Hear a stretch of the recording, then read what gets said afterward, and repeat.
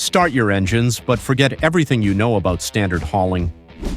Today, we are leaving the boring world of modern logistics behind to witness the absolute maddest creations ever to hit the asphalt. We are entering a timeline where engineers ignored every rule in the book to create hallucinations made of steel.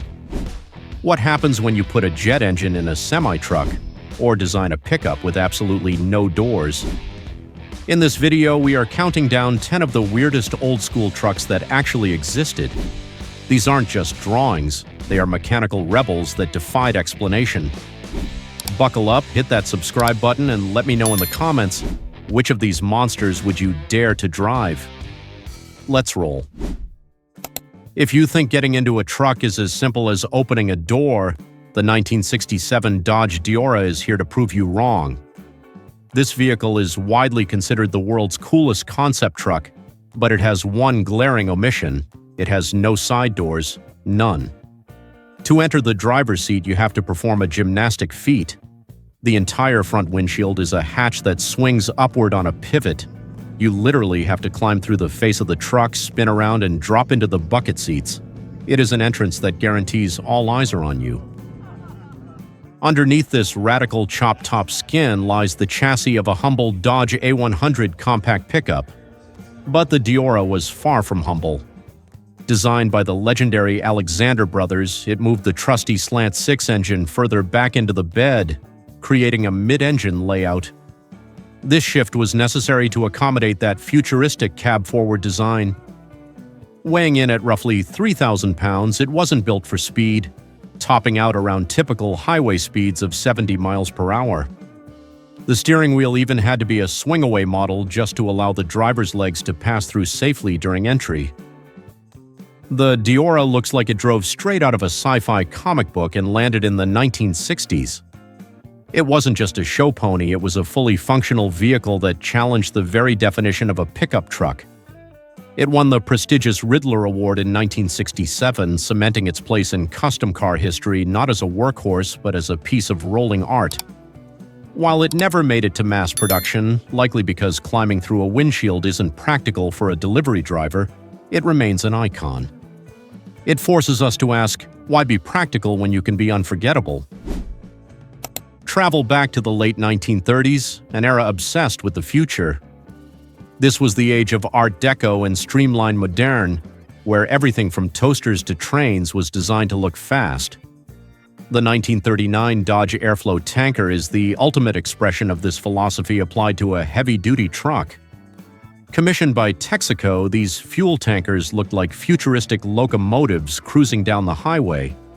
The design features a continuous flowing body that seamlessly integrates the cab, the fenders, and the massive 200-gallon fuel tank into one smooth aerodynamic shape that turned heads everywhere it went. Technically, these trucks were marvels of their time. Dodge utilized a bridge truss construction for the tank itself, which acted as a structural component. This allowed for a lower center of gravity and better handling than the boxy, top-heavy tankers of the day. Weighing over 15,000 pounds when fully loaded, it was powered by a robust Dodge inline-6 engine.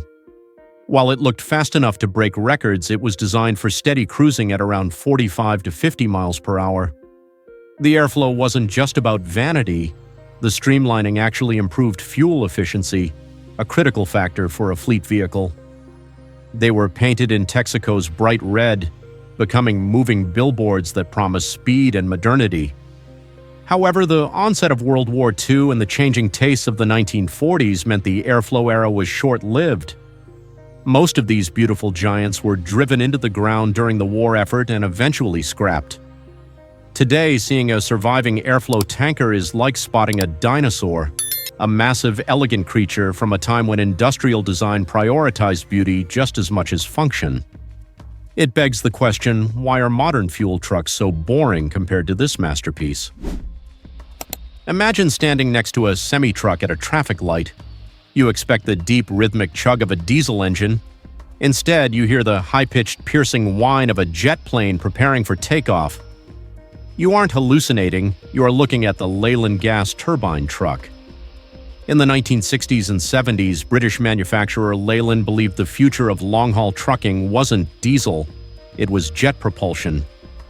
They built a series of prototypes powered by regenerative gas turbine engines, capable of producing between 350 and 400 horsepower. It was a bold vision of a smoother, quieter trucking future. The engineering behind this was fascinating. The turbine engine had far fewer moving parts than a piston engine, meaning less vibration and a much smoother ride for the driver. Rated for a gross train weight of nearly 40 tons, it could cruise effortlessly at 70 miles per hour. It could run on almost any flammable liquid, diesel, kerosene, or jet fuel. Leyland fitted these engines into their ergomatic cabs, modifying the grille and intake to suck in the massive amounts of air the turbine required. On the highway, they were powerful beasts that signaled the arrival of the space age. So, why don't we drive jet trucks today? The reality was harsh. While the engine was simple, the heat it produced was intense.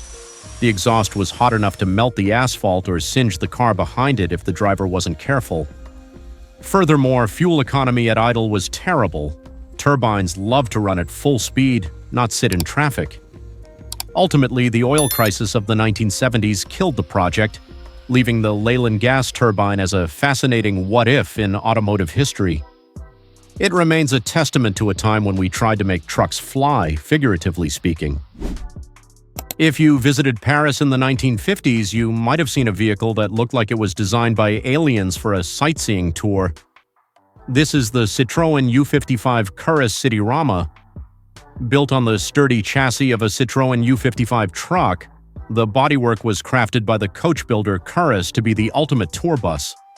It featured a double-decker design with a futuristic glass-enclosed upper deck and a bizarre jutting shark nose front end. It looked less like a bus and more like a spaceship cruising the boulevards of Paris, capturing the imagination of everyone who saw it. The goal was visibility. The Cityrama was designed to give tourists an unobstructed view of the Eiffel Tower and the Louvre. The amount of glass and steel used in this construction was staggering, pushing the total weight to nearly 10 tons. Mechanically, it relied on the standard Citroën drivetrain, which had to work incredibly hard to push this heavy, unaerodynamic glass brick through the city streets. Speed was not the priority here. It crawled along at leisure speeds, allowing tourists to take photos, although it struggled significantly on any steep incline due to its immense weight. However, the Cityrama had a fatal flaw: the greenhouse effect. With all that glass and no modern air conditioning, the interior would become an oven on sunny days. Tourists would literally bake inside their futuristic viewing capsule while trying to enjoy the architecture. Despite this, the Cityrama remains one of the most visually distinct vehicles ever made. It is a symbol of a time when the experience of the passenger was valued above all practical engineering concerns. It is weird, it is wonderful, and it is uniquely French. In the world of truck design, there is weird, and then there is Luigi Colani weird. The Schnibble Mobile is a prime example of Colani's philosophy of biodesign, the idea that there are no straight lines in nature, so there shouldn't be any in cars either. Built on the chassis of a Mercedes LP 608, this vehicle looks like a giant white insect or a melted spacecraft skimming the asphalt. The cabin is a bubble of glass and curves, completely detaching the driver from the traditional boxy truck environment. It stands as a radical departure from everything we know about cargo transport. This wasn't just an art project, it had a specific technical purpose. It was commissioned to test tires for high-speed performance. The bizarre shape was aerodynamically optimized to achieve an extremely low drag coefficient, far superior to any standard truck. This allowed the vehicle to reach higher testing speeds and maintain stability where a brick-shaped truck would fail. While the base Mercedes engine was standard, the aerodynamics allowed it to slice through the air with minimal resistance, proving that efficiency comes from shape, not just horsepower. The driver sat high up in a central cockpit, controlling the vehicle with a view that resembled a fighter jet pilot's perspective more than a trucker's. The Schnibble Mobile challenges our brain because it removes the familiar reference points of a truck. There is no flat grille, no square bumper, no vertical windshield. It is a fluid sculpture powered by a diesel engine. While Colani's designs were often dismissed as too radical for production, they pushed the boundaries of aerodynamics in trucking. But let's be honest, nothing on the road today looks as wild as this. Look at the front of a Tempo Matador and tell me it doesn't look like a sad puppy or a surprised fish. This German utility truck from the late 1940s is instantly recognizable by its face. The headlights are positioned low, giving it a distinct, almost anthropomorphic expression. But the weirdness isn't just skin deep, it's in the engineering layout. The Matador was one of the few front-wheel drive trucks of its time, a feature that gave it a completely flat cargo bed low to the ground. This made loading heavy goods significantly easier than in American trucks. To achieve this, the early Matadors used a 25-horsepower engine sourced from Volkswagen. Yes, just 25 horsepower to haul a payload of over 2,000 pounds. The top speed was barely 45 miles per hour if you were going downhill with a strong wind. But here's the catch. Volkswagen didn't want a competitor using their engines, so Tempo eventually had to switch suppliers to Austin or ILO engines. The engine was tucked right behind the cab, driving the front wheels. This layout was brilliant for space, but meant the poor little engine was constantly overworked. Despite its underpowered nature, the Matador was a hero of post-war reconstruction in Germany. It was simple, versatile, and the low loading height made it a favorite for delivery men and tradespeople.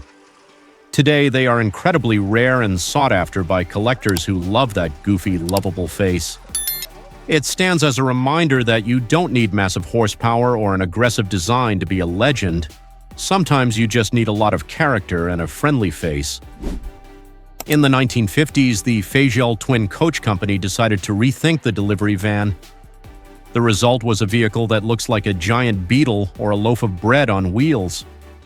The Fagiel Twin Coach delivery is defined by its incredibly round, bulbous shape. Unlike the sharp corners of modern FedEx or UPS trucks, the Fagiel had curves everywhere. It was designed with an integral frame construction, meaning the body and chassis were one unit. This monocoque design provided maximum interior space with a relatively short wheelbase, perfect for navigating tight city grids. This design was all about urban efficiency. The round shape wasn't just for style, it allowed the truck to navigate tight city alleyways without snagging its corners on buildings or other cars. Inside, the driver had a commanding view of the road through a split windshield. The engine was typically an International Harvester or similar reliable powertrain, tucked away to maximize cargo floor space. These trucks offered a massive interior volume of over 300 cubic feet, while remaining smaller than many passenger cars of the era. They were the backbone of postal services and bakeries. There is something undeniably cute about the Fagiel. It reflects the optimism of 1950s American design, where even a utility vehicle deserved to have style and presence. Seeing one today is a visual shock because we are so used to the utilitarian, boxy designs of modern logistics. The Fagiel proves that a delivery truck can have a soul and a silhouette that makes you smile. While most have rust away, the survivors are cherished as reminders of a time when your morning mail arrived in a giant friendly beetle. General Motors took a massive gamble in the 1960s with the Corvair, a car featuring an air-cooled flat-six engine mounted in the rear. They decided to apply this same radical architecture to a pickup truck, creating the Corvair 95 rampside. Because the engine was in the back under the bed, the rear floor had to be raised. This created a problem for loading cargo. GM's solution: a literal drawbridge on the side of the truck. The ramp side featured a massive door on the passenger side that folded down to create a solid ramp.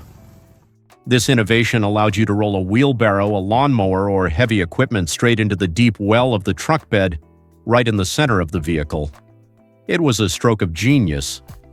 The truck was rated for a payload of roughly 1,800 pounds, and the forward control design meant the driver sat ahead of the front wheels. The rear engine layout provided excellent traction even when the truck was empty, a common issue for traditional light pickups. With about 80 to 95 horsepower depending on the year, it wasn't a powerhouse, but it was incredibly clever. However, the ramp side was undeniably weird. Driving it felt different. The steering was light, and the weight distribution was unlike anything else on the road. While the ramp was brilliant, the raised rear bed floor limited the space for large, flat loads like plywood sheets. Production ran only from 1961 to 1964, making it a short-lived experiment. It remains a cult classic today, a testament to a time when GM was willing to try completely different engineering concepts to solve everyday problems. Is it a luxury car? Is it a truck? The 1937 Studebaker Coupe Express is the grandfather of the El Camino, but it did it with infinitely more class. In the 1930s, if you bought a truck, you usually got a rough, bare-bones cabin. Studebaker changed that. They took the front end, chassis, and luxurious interior of their Dictator passenger sedan and seamlessly mated it with a steel pickup bed. The result was a vehicle that offered the comfort and style of a gentleman's coupe with the utility of a farm truck. Under the hood lay a smooth L-head inline-six engine producing about 90 horsepower. While that sounds modest today, in 1937 it allowed the Coupe Express to reach speeds of up to 85 miles per hour, significantly faster than the average truck of the day. It weighed roughly 3,300 pounds and featured a double-walled steel bed, proving it wasn't just for show. It was designed for the gentleman farmer or the business owner who wanted to haul goods during the week, but drive to church in style on Sunday without looking like a laborer. The production numbers were incredibly low, making the Coupe Express one of the rarest trucks in existence today. It stands out because it doesn't look like a Frankenstein creation.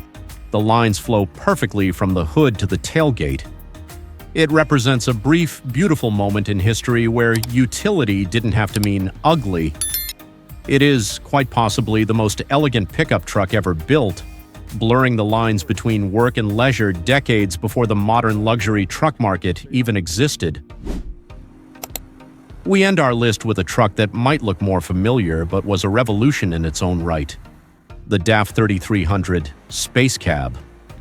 Before this truck arrived in the 1980s, long-haul European truckers lived in cramped, miserable boxes. You couldn't stand up. You could barely move. Dutch manufacturer DAF looked at this and said, "No more." They introduced the concept of the high-roof sleeper, creating a literal apartment on wheels. The Space Cab was weird at the time because of its proportions. It looked like a block of flats moving down the highway. But inside, it was a revelation. For the first time, a driver could stand up fully to put on their trousers. It featured better insulation and a turbocharged, intercooled 11.6-liter diesel engine, producing up to 330 horsepower. This engine was a beast, capable of pulling gross combination weights of 40 tons across continents with ease. The squared-off, boxy design was purely functional, maximizing every inch of volume allowed by European length regulations. It turned the driver's seat from a place of work into a place of living. While it lacks the curves of the Art Deco era or the jet engines of Leyland, the DAF 3300 is on this list because it changed the human experience of trucking. It proved that a truck could be a home. Every massive sleeper cab you see on the American highways today owes a debt of gratitude to this boxy Dutch pioneer that dared to prioritize the driver's comfort above all else. It reminds us that sometimes the weirdest idea is simply treating the operator like a human being. From trucks with no doors to buses made of glass and engines that sound like jet planes, we've seen that the history of trucking is anything but boring. These engineers didn't just build vehicles, they built dreams, experiments, and sometimes beautiful mistakes. If you could park just one of these weird machines in your garage, which one would it be? The futuristic Deora or the elegant Studebaker? Let me know in the comments below. If you enjoyed this ride through history, smash that like button and subscribe for more deep dives into the world of amazing machines. Thanks for watching, and I'll see you on the next road trip.